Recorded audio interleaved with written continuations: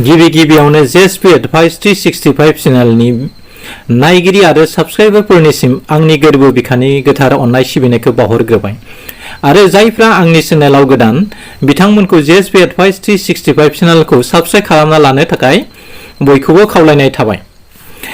JSP 365 चेनेलाव आं दिनै video नोंथांमोननिसिम आपडेट होनो नाजादों।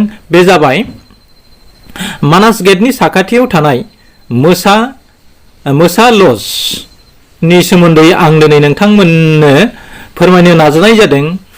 बे भिडिअआव आं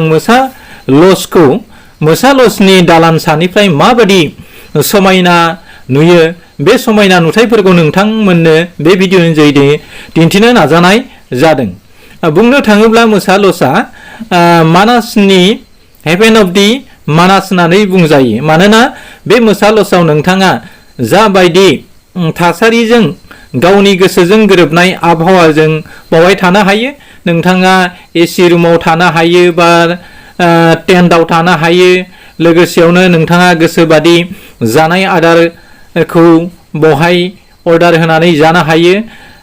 गोसोबादि जिपसि गारि बायदिसिनाबो मोननायनिबो बावहाय गाहाम राहा दङ। नोंथाङा बे मानासनि साखाथियाव थानाय मुसा लजआव थाहैबा नोंथाङा गावखौनो जिउआव माबा मोनसे मोनफुंनाय बादि मोनगोन।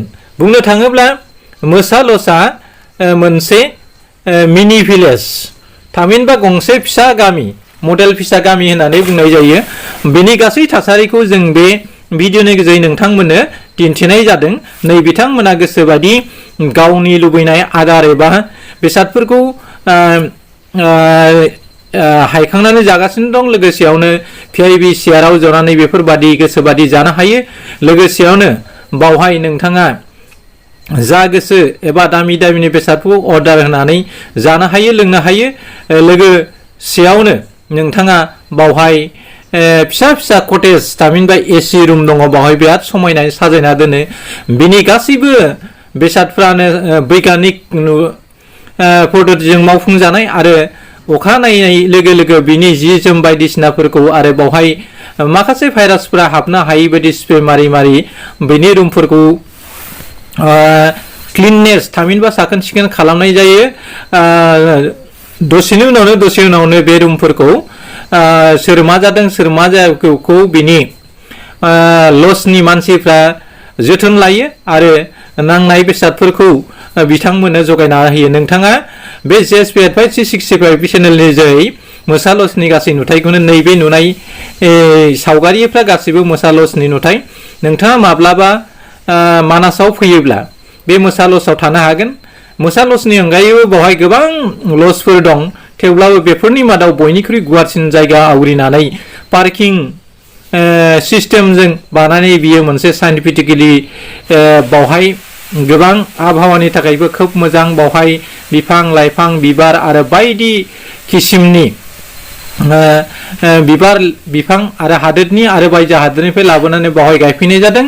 लोगोसेयावनो बावहाय समायना रमायना हाग्रानि जुनारफोरखौ मोसा उरुमैला दाउ दावराय अमा थावख्रि बायदिसिनानि सावगारिफोरखौबो बावहाय दिन्थिफुंनाय जादों। नोंथाङा बावहाय हाबनाय लोगो लोगो गोसोखौ ओरैबायदि गोजोननाय मोनो थाजिम मोनगोन दि नोंथाङा जेन' बावहाय बबेबा मोनसे सोरगो रायजोआवसो नोंथाङा सोरबा अप्सराजों बेरायफैनाय बादि नोंथाङा मोनगोन। बेनिखायनो नोंथांमोना माब्लाबा मानासाव फैयोब्ला बे मोसा लजआव हाबफै आरो बावहाय नोंथाङा गोसोबादि बावहाय थानो हागोन। बावहाय रुमनि थाखाय आंखाल गैया, जानाय लोंनायनि थाखाय आंखाल गैया। जा गोसो बेखौनो नोंथाङा बावहाय थानानै जानो लोंनो आरो एन्जयमेन्ट खालामनो हागोन। नैबेफोर सुबुंफ्रा दाब दाब जायगानिफ्राय फैदों आरो बिथांमोना बे मोसा लजनि सोरगिदिं थानाय ओनसोलफ्राव बेरायदों। नैबे सासे बर' सिख्ला बावहाय गाननाय जोमनायनि जि जोमखौ बिथाङा फानदों। लोगोसेयावनो बावहाय बे टेन्टफ्राव माखासे मानसिफ्रा थायो आरो आदार जानाय लोंनायनि उनाव गाव गावनि रुमफ्राव थाङो आरो बेवहायनो गासिबो रुमफ्राव बैफोर कटेज मोनफा मोनफा एसि बर्ड आरो बावहाय खिनाय हासुनाय आरो बायदिसिना फार्निचारजों लोगोसे साजायफुंनानै दोनदों। आरो हरनि समाव बैफोर बिफांफ्राव होनाय हाथरखि बायदि जोंथि माथि बाल्बफ्रा जोंनानै बावहाय हरनि नुथायखौ बांसिन समायना खालामो बे मोसा लजनि सिंनि बाहागो बावहाय कनफारेन्स रुमजों लोगोसे बावहाय गासै थानाय जानायनि सुबिदाखौ लानो हायो आरो नोंथाङा गोसो जायोब्ला मोसा लजनिफ्राय बायजोआव फैनानै गोसोबादि बेरायनो आरो दिन्दिङाव गाखोनानै बा बावहाय बायदिसिना सेलफि लानो हागोन बा शुटिं खालामनो हागोन बेनि बिबारफोरा ओरैबायदि समायना जाय नुथायफोरखौ नुयोब्ला नोंथाङा गोसोआव अरायसम रंजानाया फैगोन आरो गोसोआव थाजिम मोनगोन जेन'बा बियो सोरगोनि इन्द्रपुरीसो नैबे हाग्रानि अमा थावख्रि बे हाग्रानि अमा थावख्रिया मानासनि थाखाय ओरैबायदि मुंदांखा बे अमा थावख्रिखौ मोनफ्रोमबो हाग्रामाफ्राव एबा गंफ्रोमबो हाग्रामायाव मोननो थाङा बे अमा थावख्रिखौ नैबायदि साजायनानै आरामसे सिमेन्टजों लिरनानै बानायनानै दोननाय जादों नैफोर नुथायफ्रा ट्रेन्सफर्मा नैबे जोंनि जेएसपि एडभाइसि 65 चेनेलनि स्टाफ रिपर्टार बिथां अजय कलिताया मोसानि सावगारियाव दांनानै गावनि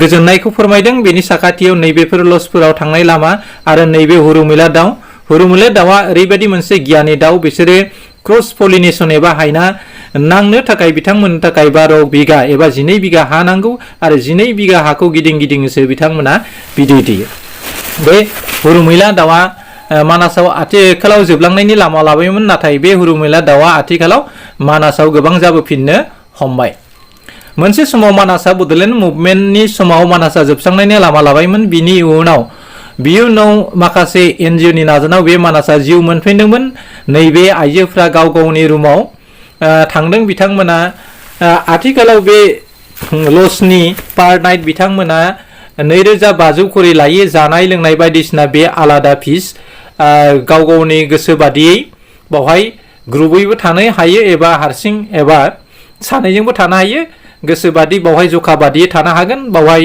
गोसोबादि खिनाय थानाय हासुनायनि न' सिङावनो गासैबो सुबिदाखौ खालामनाय जादों नैबेफोरो मोसा लजनि सोरगिदिं थानाय नुथायफोरखौ आं गिदिं नोंथांमोननो दिन्थिनाय जादों नोंथांमोना दा नुगासिनो दं मोसा लजनि सोरगिदिं थानाय माखासे फिसा फिसा देरा न'फोरखौ माबायदि समायनायै लुनानै दोननाय जादों बेफोर नुथायखौ आं नोंथांमोननो गासैखौबो दिन्थिगासिनो दङ नोंथांमोना बेनि जोहै मोसा लजनि गासै नुथायफोरखौ नुगोन आं बावहाय मोसा लजनि गासै पार्किंनि जायगाफोरखौ दिन्थिजोबनाय जादोंब्लाबो फ्रन्ट